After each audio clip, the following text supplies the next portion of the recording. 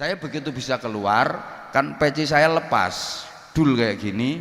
Saya cuma pakai kaos dalam sama jaket. Saku lungguh ning gone tepi jalan metungkruk ngene, langsung sing derek saya itu nganter minum ke saya. Saya dikasih minum, masih sendirian saya.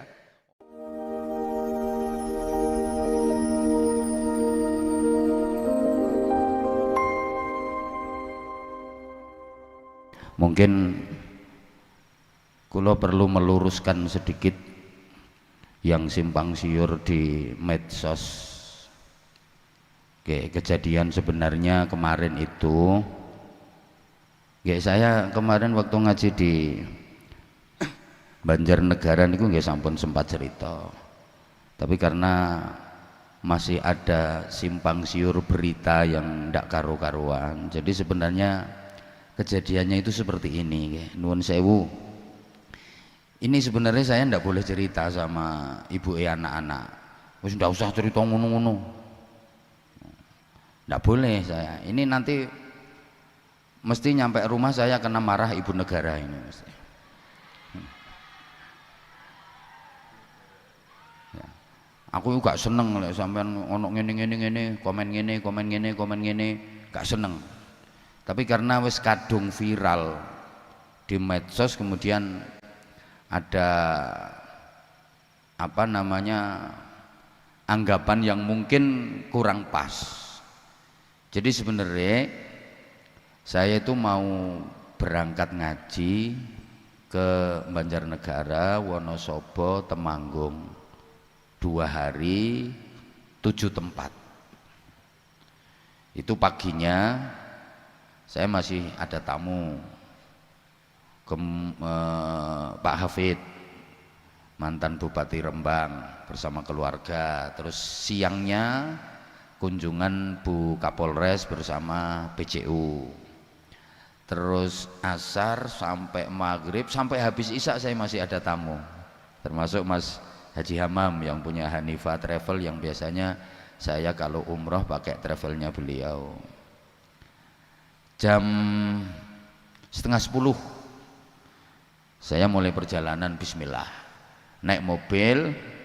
Saya itu kalau naik mobil langsung bismillahirrahmanirrahim, bismillahi tawakkaltu ala Allah la haula wala quwwata illa billah, bismillah tawassalna billah tawakkalna billah tawakkalna ala Allah la haula wala quwwata illa billahil aliyil azim. Terus sengaja saya baca keras supaya sopir dan yang ikut saya biar ikut doa. Jadi kalau saya naik mobil itu gitu, tujuan saya supaya sopir dan yang ikut biar sama-sama doa. Sengaja saya baca keras gitu. Nah, biasanya saya kalau perjalanan arah ke barat itu dari rumah baca doa selesai itu sampai pertigaan Medalem SPBU, kurang lebih jarak 6 km. Itu selesai saya baca doa, terus sambung sholawat, terus ini saya sampai kurang lebih radius 10 km belum selesai doanya. Terus sampai berhenti di SPBU, katanya yang ikut saya, apa lek doa kok panjang banget. Dah habis itu telinga saya tak tutup headset, saya dengerin ngaji. Biasanya saya kalau perjalanan selesai doa terus dengerin ngaji saya. Wong apen terus ya kadang lambene wis ndak kuat. Saya dengerin ngaji sambil lungguh sandar kayak gini. Sampai pertigaan Padangan arah ke Ngawi. Jadi kalau dari rumah kurang lebih perjalanan 1,5 jam. Itu ada perbaikan jalan, sistem buka tutup. Yang dari arah sana jalan, yang dari arah saya pas ngantri berhenti. Ada kendaraan 1, 2, 3, kendaraan keempat ini dump truck. Setelah itu mobil yang saya naiki, pas mau berhenti ngantri, tiba-tiba dari belakang ada trailer yang muat tabung gas panjang itu, beres ringsek bagian belakang.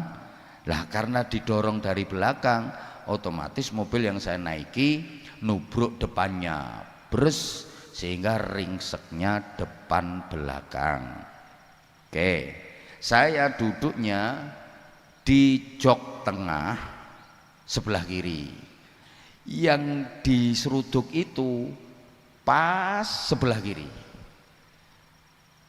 Airbagnya udah keluar semua, kemudian sampai jok belakang itu udah mepet ke jok tengah yang saya duduki. Alhamdulillah. Biasanya saya kalau selesai dengerin ngaji itu langsung rebahan, kursi itu saya degelekan. Ngerti saya degelekan nggih? Saya degelekan, saya langsung tidur. Biasanya, misalnya waktu itu saya sudah tidur, ya mungkin kepala saya lumayan, mungkin. Tapi alhamdulillah saya masih posisi duduk kayak gini. Nah, begitu dari belakang ngaget, bers, saya Allahu Akbar, astagfirullahaladzim. Ono apa sor? Sopir saya namanya Ansori. Sopir saya juga sama, Allahu Akbar, Allahu Akbar. Nah, mobil udah keluar asap itu. Pikiran saya cuma satu, wedi meledos. Sopir langsung, bah, medal bah, medal bah. Pintu sebelah kiri udah ngelok, mau tak buka itu udah ndak bisa.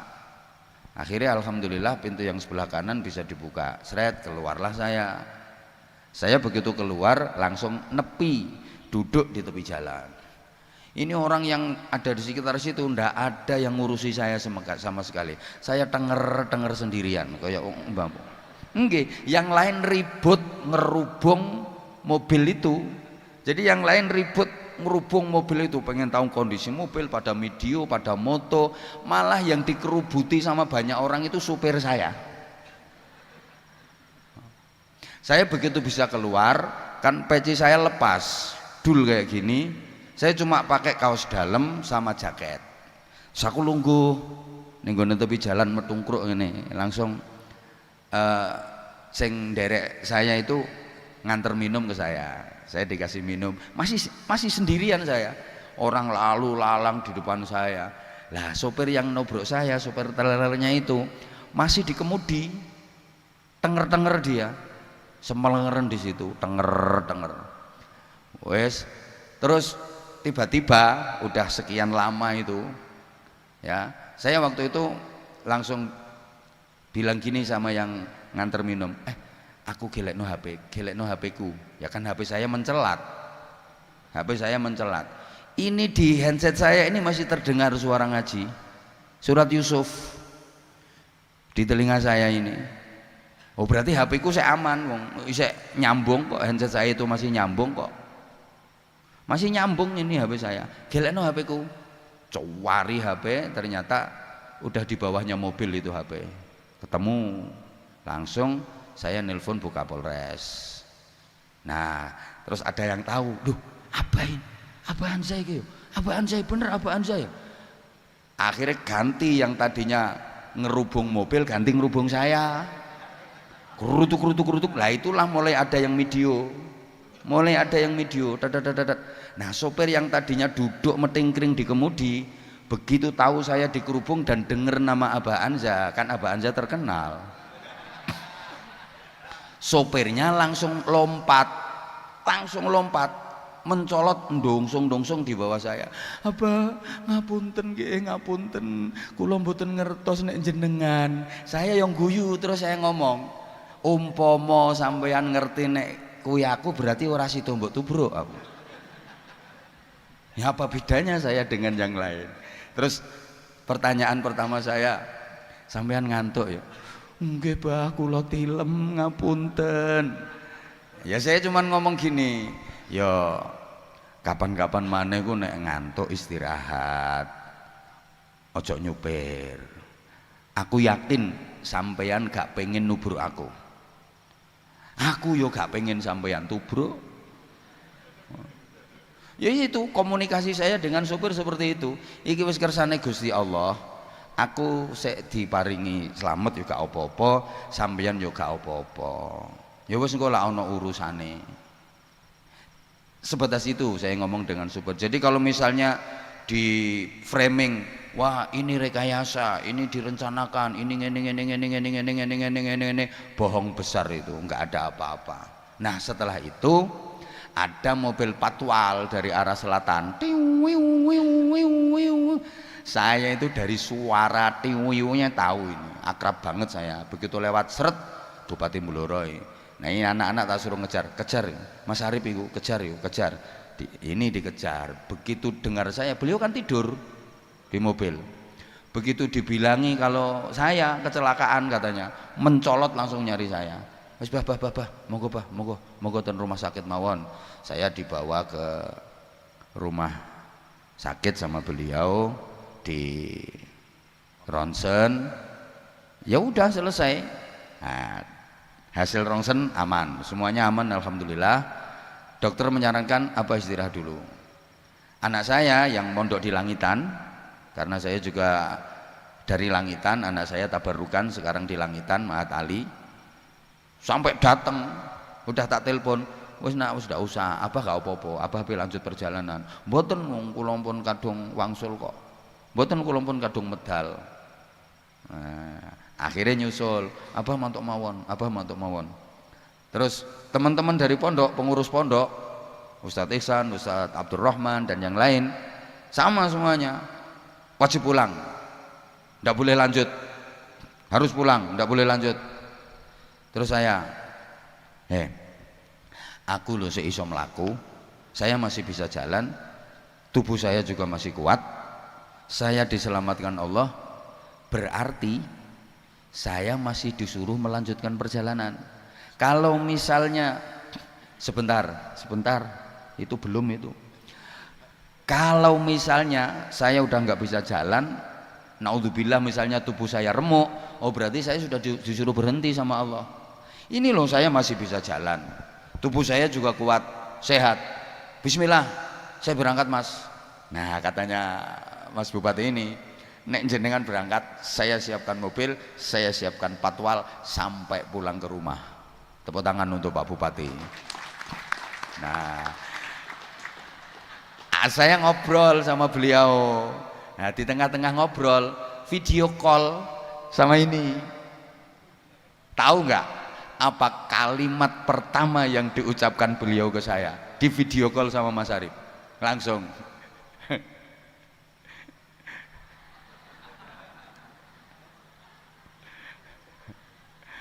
Halo kekasihku, apa kabar kekasihku? Kangen aku pada dirimu. Ngregetno. Aku ini njerati asem wong iki. Jadi nggak ada salam assalamualaikum, ndak, langsung halo kekasihku. Beliau lagi di Kalimantan, di Banjarmasin, baru turun, baru selesai acara. Kalimat pertama ini langsung halo kekasihku, karo meringis. Astagfirullahaladzim. Ya cuman seperti itu ceritanya, nggak ada apa-apa. Kemudian saya, tapi jenengan langsung tersenyum toh? Ya senyumlah, ketemu dirimu, nggak senyum gimana? Aku itu kalau udah ngelihat dirimu itu nggak bisa nggak tersenyum. Makanya. Karena saya tahu jenengan itu dapat kabar dari Pak Arif, Beb ini Abah Anza kecelakaan. Orangnya bagaimana? Selamat buatan apa? Cuman agak sok kaget, Beb. Orang sok guyu. Oke, video call. Begitu ya, namanya kekasih menghibur kekasih ya, nggak boleh hati-hati, aduh ojo sampai ya tambah beti jenengan. Makanya begitu kesan pertama, begitu ketemu jenengan video call langsung dek, halo kekasihku, apa kabar, langsung guyu toh, aduh iki main langsung senyum toh langsung. Oh sekarang saya baru tahu, makasih sayang.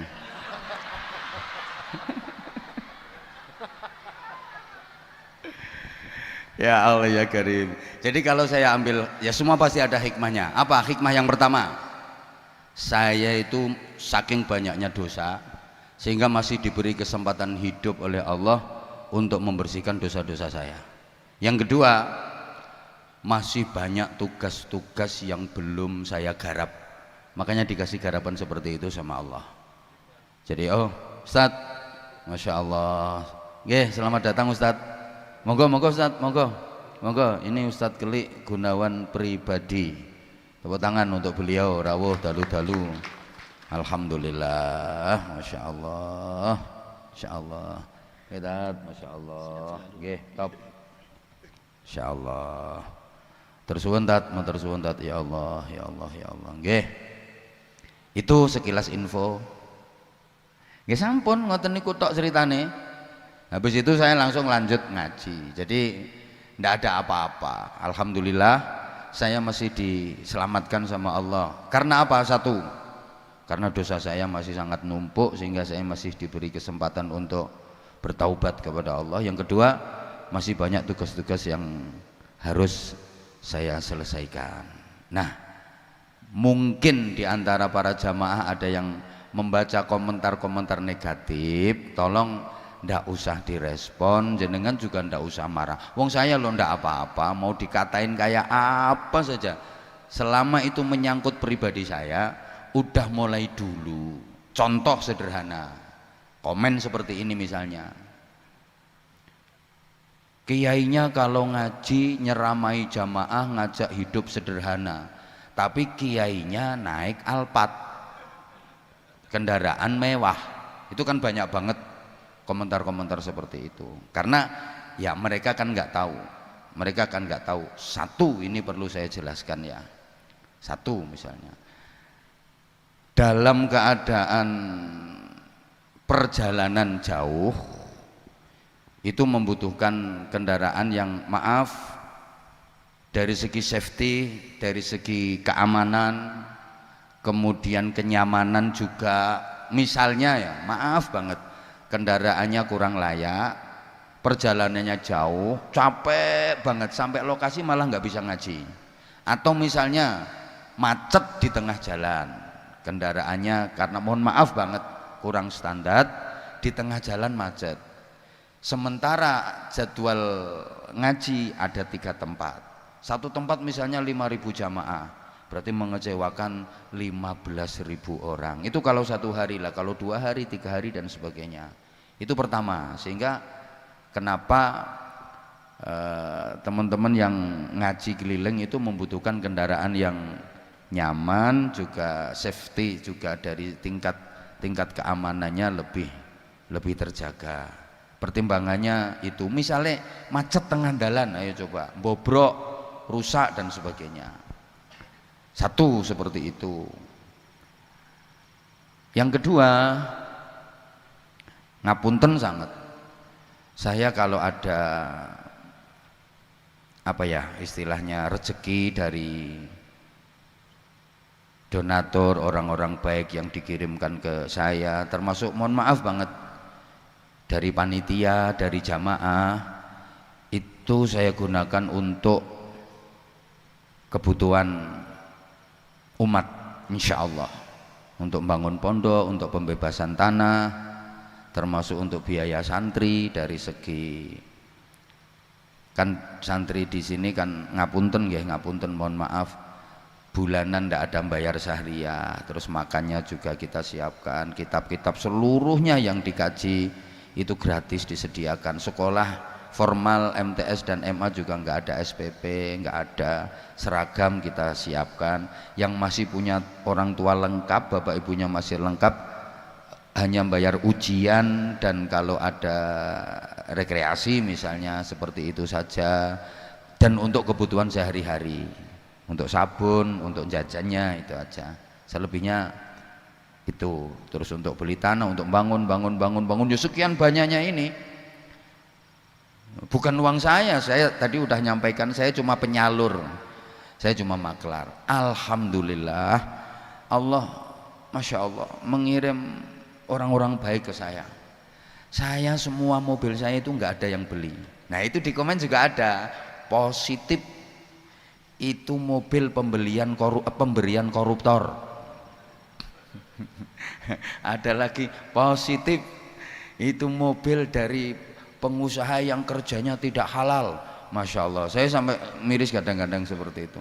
Saya yakinnya orang-orang yang menghadiahkan kendaraan ke saya itu ikhlas membantu saya, kepingin kendaraannya saya pakai. Jadi itu semua dikasih orang. Dan misalnya diminta, orangnya juga siap kok. bersaksi. Tapi ya apa pentingnya? Tidak penting, semuanya dikasih orang saya. Mobil-mobil mahal semua, mobil-mobil mahal semua. Bahkan yang kemarin saya pakai itu Alphard, memang di mana-mana yang terkena kan Alphard yang dinaiki Anwar Zahid. Itu pemberian orang juga tahun 2017. Kalau sekarang nilai jualnya mungkin ya lebih mahal Avanza baru. Orang-orang kan tidak ngerti, taunya kan Alphard, Alpha TK. Jadi artinya nggak ada apa-apa. Matur suwun itu sekedar meluruskan mungkin berita atau komen-komen yang simpang siur di medsos. Itu saya terima kasih kepada seluruh jamaah yang saya yakin ikhlas mendoakan saya. Terima kasih juga orang-orang yang mendukung saya.